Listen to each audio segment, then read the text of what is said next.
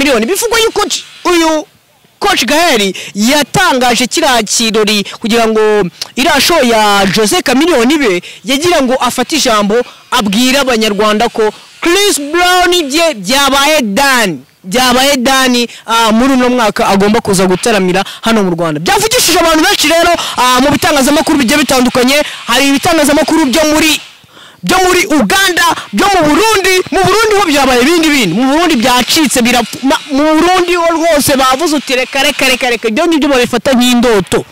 Bavuga uti izi ndoto zanyuma muri kurota ntago zibaho, izi ni za prank zanyu dusanzwe tubona, ariko mu Burundi ushiduka nyine byabaye, bo bashiduka byabaye bakabibonera ku bitangazamakuru. Mbwira abarundi ko ibi bintu bajya babyiyorera bakabivamo, kuko ibi bintu biraremereye cyane. Ubwira yuko Yago nawe arimo aravugwa. Yago na Kamarade ni ibintu bitameze neza, ariko arimo aravugwa. Uyu Yago Kamarade yaje gutangaza yuko yagashobora kuba yarananutse, arimo aramugereranya mu bihe bya Bob Marley. Urabona Bob Marley igihe yari yarananutse, arimo aramugereranya na Bob Marley sha. Harimo aramugereranya na Bob Marley rwose. Yago Pondati nawe kumukuna kuri imiriro arazwi, ibintu birazwi kabisa, kugira ngo tujye tumenye ese uyu muhanzi Yago Pondati ubundi akora iki muri Uganda.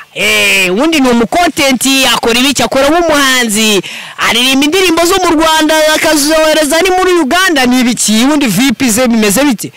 Nawe rwose Yago Pondati turagusuhuza cyane, turakwemera. Pastor Gafaranga we yahawe 30 jours n'urukiko rwa 30 jours kugira ngo ubwo ni iminsi 30, iminsi 30 rero akaba ariyo agiye kuba abaye wenda ubwo navuga ko wenda mu igororero.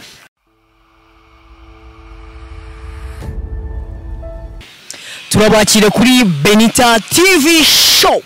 Turabakire kuri Benita TV show, ni wa muhungu wanyu Lobo. Ubu ngubu magaze byumwa kabisa, Imana yandinze cyane. Nawe nyizere ko Imana yakurinze, ariko nawe urwaye, nawe umerewe nabi, turagusabira umugisha ku Mana kugira ngo Imana ibashe kugukiza, kugira ngo Imana ibashe kubana nawe aho waba uri hose. Iyi ni Benita TV show muri kumwe, iyi ni Benita TV show uri murareba, wowe uri kundeba none aha ngaha, ndagira ngo ngushimire cyane byimazeho bivuye ku mutima, nkusaba kugira ngo ukane subscribe, kugira ngo tujye tubana umunsi ku munsi, ukane subscribe ndetse na like ndetse na share, kugira ngo tujye tubana umunsi ku munsi. Ndagira ngo nshimire abadiaspora rwose, abadiaspora bamwe na bamwe turimo turagenda tuvugana, turimo turavugana gahoro gake, ariko ubona ko byatangiye kuza. Hari n'abo mu Rwanda turi kugenda tuvugana, abafana bacu bagiye mutandukanye, tubasaba kugira ngo muye musharinga ibiganiro byacu kugira ngo bibashe kurebwa cyane mu Rwanda. Iyi ni Benita TV show muri kumwe nayo, umuntu uri kuri mikro ni Lobo. Turatangaza amakuru ya mbere. Aya makuru ni amakuru arimo aratangazwa muri no minsi, uyu munsi breaking news nuko umukire Coach Gael amaze kwemeza ko umuhanzi Chris Brown agomba kwitabira igitaramo cye hano mu Rwanda. Ati bimeze gute rero? Uyu muhanzi arimo arabarirwa mu amafaranga y'u Rwanda miliyoni 400, ari kumwe na Swadio yose kugira ngo abashe gutaramirwa, amaje gutaramira abanyarwanda hano mu Rwanda. Birimo biribazwa hano yazataramira, kuko muri BK Arena sinzi niba wenda n'ibiti cyekereka bayishize ku 200,000, nibwo wenda Chris Brown babasha kuza kumureba, ariko birimo biratekerezwa yuko mu Rwanda ashobora guperformingira muri Stade Amahoro nkuko byagenze muri South Africa mu bihe byashize. Uyu Chris Brown byaje gutangazwa yuko ashobora kuza hano mu Rwanda, yari kuzaza mu Rwanda mu mwaka washize, ariko biza kwanga, haza kuzamo akantu kagatotsi kugira ngo kagatotsi gatuma Chris Brown ataza kuboneka hano mu Rwanda. Biza kuvugwa yuko uyu Chris Brown yari kuza hano mu Rwanda, ariko akaza kuba ikibazo cy'amafaranga. Ayo niyo amakuru nimo ndatahuza muri no minsi. Biza kuvugwa yuko uyu Chris Brown bitewe na sword afite n'ukuntu ari nini n'uburyo ashaka ibintu byo bigenda byaje kugenda gute rero byaje kupfa ku munota wa nyuma Chris Brown avuga uti ngewe ndaza mu rwego yigeze no gusa nkaho abitangaza we avuga uti nge nishimiye kuza kuririmbira hano mu Rwanda kuri platform ze. Uyu Chris Brown maze n'igihe afunguwe mu Bwongereza bitewe n'ibibazo yagiranye n'umuproducer mu Bwongereza. Iki cyaba aricyo wenda cyaba aricyo giye kugira ngo Chris Brown se yitabire hano mu Rwanda nkuko Coach Gael yaje kubitangaza nimugoroba mu gihe yari marakira Jose Chameleone. Bivugwa yuko uyu Coach Gael yatangaje kiriya kirori kugira ngo iriya show ya Jose Chameleone ibe yagira ngo afate ijambo abwira abanyarwanda ko Chris Brown byabaye dani muri uno mwaka agomba kuza gutaramira hano mu Rwanda. Byavugishije abantu benshi rero mu bitangazamakuru bigiye bitandukanye. Hari ibitangazamakuru byo muri Uganda, byo mu Burundi ho byabaye ibindi mu Burundi byacitse mu Burundi rwose bavuze uti reka ibyo ngibyo babifata nk'indoto. Bavuga uti izi ndoto zanyuma muri kurota ntago zibaho, izi ni za prank zanyu dusanzwe tubona. Ariko mu Burundi ushiduka nyine byabaye, bo bashiduka byabaye bakabibonera ku bitangazamakuru. Mbwira abarundi ko ibi bintu bajya babyiyorera bakabivamo kuko ibi bintu biraremereye cyane. Uru n'urujijo rwatiye abantu benshi bivugwa yuko umukire Coach Gael umanaging umuhanzi Bruce Melody bivugwa yuko amafaranga yamaze gutangwa bitewe n'ihuriro ry'abakire batarenza batatu. Ibi ngibi biravugwa yuko uyu Coach Gael amafaranga yamaze kweshyira ku meza ndetse yamaze no kuherezwa umuhanzi Chris Brown. Igisigaye ari ukwitegura no kugira ngo abashe kugira ngo atwikire iki gitaramo ku ruhando mpuzamahanga, kuko biravugwa yuko iki gitaramo cya Chris Brown kizatwara akayabo k'amafaranga miliyoni 700 harimo na stage aturutse hanze. Kuko Chris Brown azana na stage, afite amakampani amukora stage aturuka hanze. Izi ni breaking news mari kubahereza. Biravugwa yuko Chris Brown kugira ngo agere hano mu Rwanda ari private jet ye ari kumwe n'abacuranzi be ari imutwara. Uyu Chris Brown aragoye cyane mu bahanzi bagoye ku isi mu buzima. Abo umuhanzi aragoye cyane kuko yagoye abakire bo mu Rwanda bashaka kumuza. Ni Chris Brown yagomba guperforminga muri uno mwaka. Uyu mwaka washize birangira adaperforminga, ariko muri 2025 uyu muhanzi Chris Brown murabona afishes zisohoka hanze ari guperforminga. Bivugwa yuko muri iki gitaramo hatazaburamo umuhanzi The Ben Tiger. Hatazaburamo umuhanzi The Ben Tiger, kandi muri iki gitaramo hagomba kuzamo n'umuhanzi Simba wa Simba baje kurocinga iyi ndirimbo ya Bruce Melody.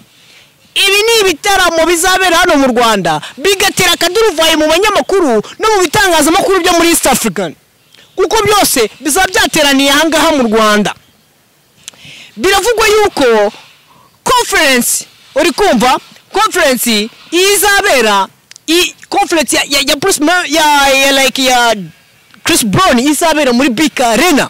Wumva abantu hazaba harimo abantu benshi b'abanyamakuru baturutse mu bitangazamakuru bigiye bitandukanye ku ruhando mpuzamahanga.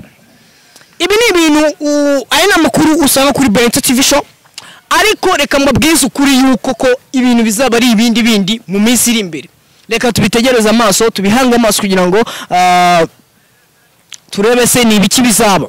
Hari umuntu watwandikiye aratubwira uti tumubwira amakuru ya Meddy turimo turategura mu kiganiro gita uzayumva. Wowe nugaye mu kudukurikira kandi amuri wese uduha commentaire turazisoma kandi tukazibona.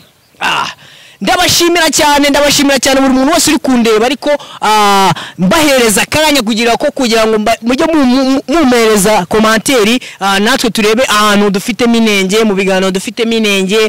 Ese ni igiki dufite tugira minenge kugira ngo tubashe kugira ngo natwe dukore cyane kugira ngo tugere ku rwego nk'urw'abandi bariho mwandi macano akomeye cyane. Natwe turashaka gukomera cyane kugira ngo natwe duhagarare kuri standard nziza hano mu Rwanda kandi tube dufite amakuru yizewe atari ya makuru mushinza YouTube cyane. Biravugwa yuko uyu tugiye ku nkuru ya Pasteur Gafaranga. Pasteur Gafaranga we yahawe 30 jours n'urukiko urukiko rwa 30 jours kugira ngo ubwo ni iminsi 30 iminsi 30 rero akaba ariyo agiye kuba abaye wenda ubwo navuga ko wenda mu igororero kugira ngo babashe kugira ngo bakurikirane ibye neza. Izi nkuru za Pasteur Gafaranga nabo tuzivugaho ibintu byinshi kuko ni ibitangazamakuru byinshi birimo birabivugaho ibintu byinshi cyane. Ni ibintu bigiye bitandukanye ariko ngenda komoza ku kintu kimwe. Ndi kwibaza nk'umunyamakuru wa Benita TV show, ese uyu Pasteur Gafaranga nako Pasteur Claude, uyu Pasteur Claude nago tunakimwita Pasteur Claude, dusigaye tumwita Pastor G. Ese ni umupasteri cyangwa se ni umupasteri, ni umunyamakuru, ese ni umukomediye, ese ubundi Pasteur Claude ninde agirire dini yasengeramo nirihe kugira ngo tujye tubasha kugira ngo tumenye neza wenda zaza yisobanure bitewe n'ibintu navuze. Ese Pasteur Claude ni muntu ki, akora ibiki, akora ku gihe gitangazamakuru kugira ngo tumenye Pasteur Claude tumenye ibyi kuko ntago turamenya uruhande ahagazeho niba ari pasteri cyangwa se ari umuntu usanzwe wenda wigendera bisanzwe. So tugikuriza n'andi makuru kuko inkuru ya Pasteur Gafaranga, Bishop Gafaranga nako ntago turayivugaho ibintu byinshi bigiye bitandukanye, ahubwo ngiye kwivugira kuri bombo clat zibera i Kigali. Izi bombo clat zibera i Kigali rero ni bombo clat kabisa z'abajama bagiye batandukanye. Ubona ko tugiye kuzajya tubagerera no ku mihanda, tubaze ba abantu bacu, tubabaze tise tise ati bimeze bite, kuko ntago tuzajya tubora hano gusa, tubagera no ku mihanda. Wowe muntu uri ku muhanda, wowe muntu uri kundeba, uri wenda ahantu wari hose, muri iyi minsi tugiye kuzajya tukugeraho tukubaze se ese Benita TV show urayizi? Ese ugikurikirana Benita TV show wa followinze kuri Instagram umuntu bita Claude Robo, waramufollowinze? Ese wa followinze Claude Robo? Ese nibyo bintu tuzajya tugenda ku muhanda. Muri iyi minsi tugiye kubashyiriraho promotion yuko tugiye kuzajya tugera ku bakunzi bacu, tumenye se wakanze subscribe kuri channel ya Benita TV show kugira ngo ijye gukubita ibintu birenze kabisa. Muri iyi minsi rero tugiye kuzajya tubazanira abantu batangwa abandi banyamakuru, kuko ntago ari njye munyamakuru wenyine ugiye kuzajya ukora kuri Benita TV show. Hari n'abandi banyamakuru kandi babahanga kundusha bagiye kuzajya bazanga bakanyuzaho ibiganiro bigiye bitandukanye. Tugikomerezaho na Benita TV show. Ubu ngubu muri kureba ko tuzajya tugera ku basitari bagiye batandukanye babakubite ikintu bita stories zigiye zitandukanye, cyangwa stories z'abahanzi bagiye batandukanye, stories z'amaniga agiye atandukanye. Tumenye ese ubuzima bw'abahanzi bumeze bute, hari muri gospel, hari mu bahanzi bagiye batandukanye, wenda tumenye se no muri komediye hose. Ubu ngubu tugiye kuzajya noneho dushaka ukuntu tugera kuri buri muntu, tumubaze se tumenye ngo dushaka ukuntu abahanzi dushake wenda tugere kuri buri muntu muri quartier, atubwire ese muri quartier bimeze bite, akunda uyu muhanzi, ese muri quartier nihe bibera, ajye twereka ahantu bibera. Ariko tuzatwigira mu ntara, no muri Kigali rimwe na rimwe tuzatuhakatira, ariko tuzatwigira mu ntara, ariko rimwe na rimwe turi muri vibe gutya, turi muri vibe. Ako ri wajungeza no ku birenge bakabanza bakareba, sibyo? Bakabanza bakavuga uti dukubita vibe kabisa, tumeze gutya guys, twikubita utuntu tumeze gutya no, utuntu tudupa. Urari ukuntu ni mugora twari tumeze ara muri nuza muri Kigali University, twari tumeze gutya, twirimbira sinavaruvaru veve, tumeze gutya. Juzuminga no boda urana amafaranga igura ni menshi, oya ntabwo iyi bodaboda abantu benshi hari abantu baduhuraga bati ngo niyambara ngo bikweto ngo bimeze nk'iby'inka hari inka wari wabona yambaye inkweto ibaze wallahi reba ino bodaboda igura amafaranga menshi reba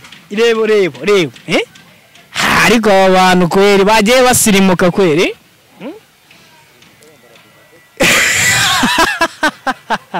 ni ibibazo bikomeye cyane ni ibibazo bigikomeye cyane bigikomerera urubyiruko rwacu ariko tuzabikemura byanga byakunda turi guhangana nabyo urumva ko umuntu ariyambarira neza ngo yambaye nabi ngo wambaye nk'abatini ngo umeze nk'abaniga ngo bagiye ngo kwifotoza ngo bo batini ngo bagiye muri shoot ibyo bintu biracyaba ubu wahora muri kamera wahora kuri kamera ukavuga uti uri muri shoot ibyo bintu nibikibaho di ariko nongera kwikeburira abana b'abakobwa bo mu Rwanda batera vibe kabisa bakebura kabisa mabwira uti mwebwe mujye munyandikira kuri Instagram yanjye Claude Robo cyangwa se munyandikira kuri TikTok cyangwa se mukande muri commentaire mutange na nimero zanyu tujye tuza mujye muza tubakoresha ku kiganiro mushaka ko kwicara kuri kamera ufite icyo ushaka kuvuga ufite ubuhamya ufite iki ndahari kabisa ndahari kugufasha papa ndahari kugufasha papa nirinda abo bakobwa bakibiceri ibiceri byarabuze bro muri iki gihe twebwe nk'abajama ibiceri ntago tukibitanga dusigaye dushaka wa mukobwa utugurira natwe niba dufitemo rimwe tukarimugurira nani bafitemo rimwe akaritugurira ntago dushaka wa bakobwa baze batubwira ngo barashaka amafaranga kuko ikintu cyeza muri no miseriyeri amafaranga areze cyane abakobwa barashaka amafaranga natwe turimo turashaka amafaranga wasanga umujama ashaka amafaranga akagenda akahereza umubebi ibyo bintu rero ntago ibyo ntago bikibaho nako ntago ari njyewe bishaka ariko si n'abakobwa bose baka amafaranga ntago ari bose hari umukobwa usaka kabisa ukabona aguhaye ikintu bita vibe arakuguriye aguhaye na vibe kwaje kwa nkunki uri kumva ibintu bimeze gutya ariko nagira ngo ubwire yuko yago nawe arimo aravugwa yago na kamarade ni ibintu bitameze neza ariko arimo aravugwa uyu yago kamarade yaje gutangaza yuko yagashobora kuba yarananutse arimo aramugereranya mu bihe bya Bob Marley urabona Bob Marley igihe yari yarananutse arimo aramugereranya na Bob Marley harimo aramugereranya na Bob Marley rwose yago pondati nawe kumukuna rekuri imiriro arazwi ibintu birazwi kabisa kugira ngo tujye tumenye ese uyu muhanzi yago pondati ubundi akora iki muri Uganda ubundi ni umucontent akora ibiki akora nk'umuhanzi aririmba indirimbo zo mu Rwanda akazohereza ni muri Uganda ni ibiki ubundi VIP ze bimeze bite nawe rwose yago pondati turagusuhuza cyane turakwemera ngiye nawe nshaka gukora imiriro tutazashiduka nawe ndaguyeho umuriro ugasanga ibintu bimeze barabara ariko ubu ngubu kabisa urabona ko tuba twibera mu dusiporo tuba twaregeje kabisa akazuba katse hano i Kigali ibintu bimeze neza urumva ko kabisa ibintu ni fresh cyane kabisa ibintu ni fresh cyane i Kigali yabaye bala ibintu bimeze neza urabona ko turimo turabyina kantu buri kantu nyine kose turimo turakabyina uko tubibona kabisa nshimira abakunzi ba Benita TV show nshimira abakunzi ba Benita TV show aho mudukurikiye mwese kabisa ariko aba diaspora bagiye banamo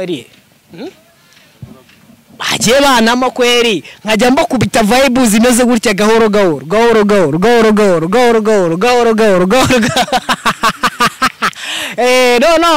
no nkajya mbakubita vibe buri munsi mbakubita imiriro ya danje uri kumva akagira basi wenda mu diaspora uvuga uti shareka nkoreza wenda nk'ijana cyangwa se nka 200 cyangwa nkoreza gahumbi ari yaba diaspora bajya wivuga ati hoya dolari se waribora mu biceri akareka dolari abari inoti kavuga uti ngewe reka nkukubite wenda nk'akajana cyangwa se nkubite cyangwa akajya nk'umuntu ati hanjye reka nkukure kuri zino za Samsung zo mu Rwanda nkohereze nk'aka iPhone 15 yaba arwaye nahita mukoreshereza umupira nkajya mwambara buri munsi kabisa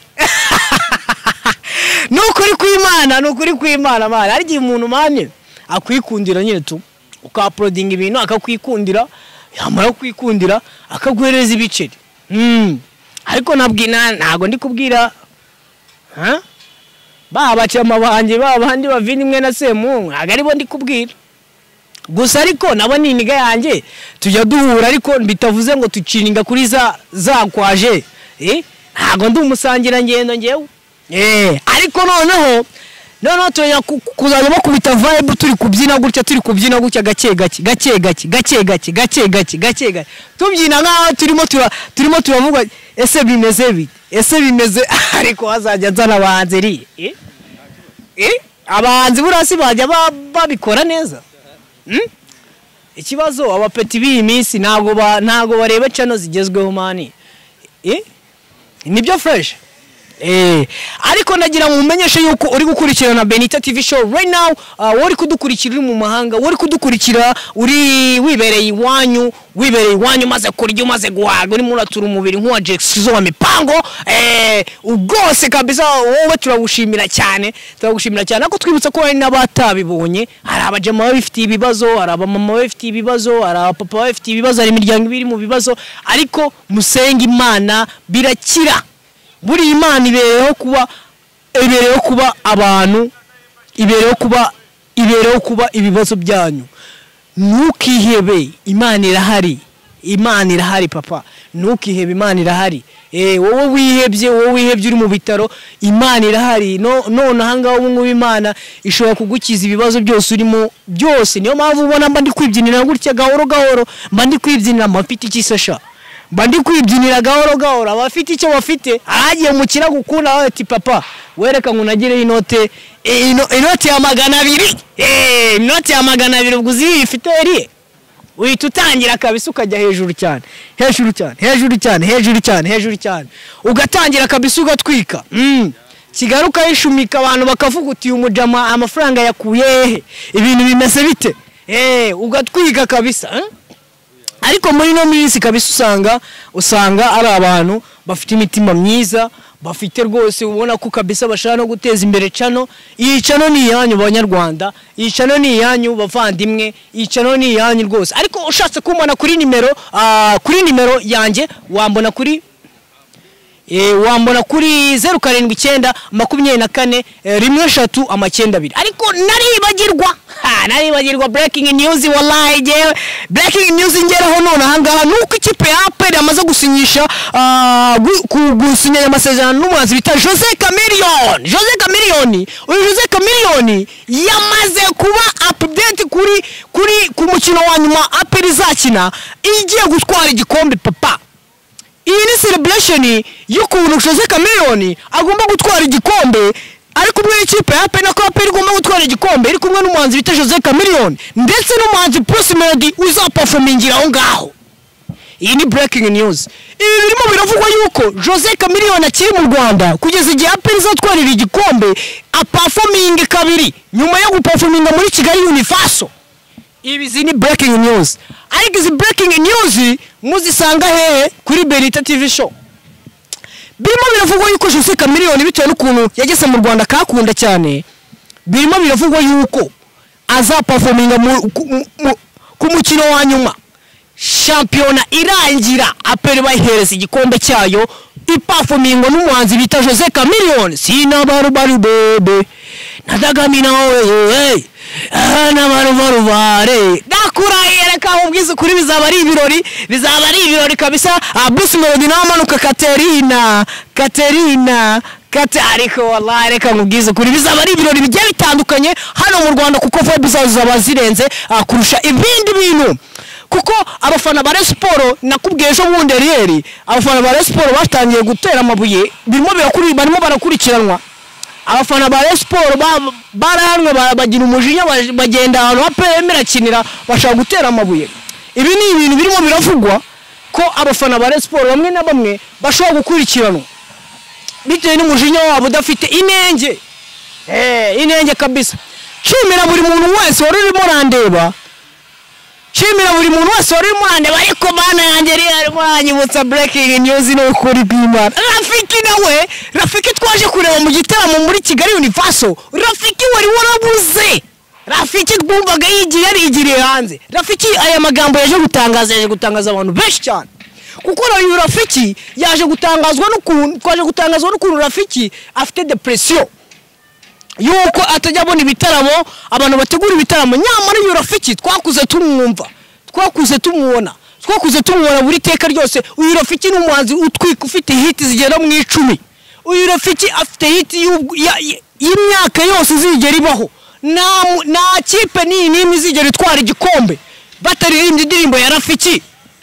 Iyi ndirimbo irakompeta, iri muri competition zose zibaho mu Rwanda. Na kipe izigera itwara igikombe itari kumwe n'indirimbo ya Rafiki y'igikose. Iyi ndirimbo murayizi, abantu bose barayizi.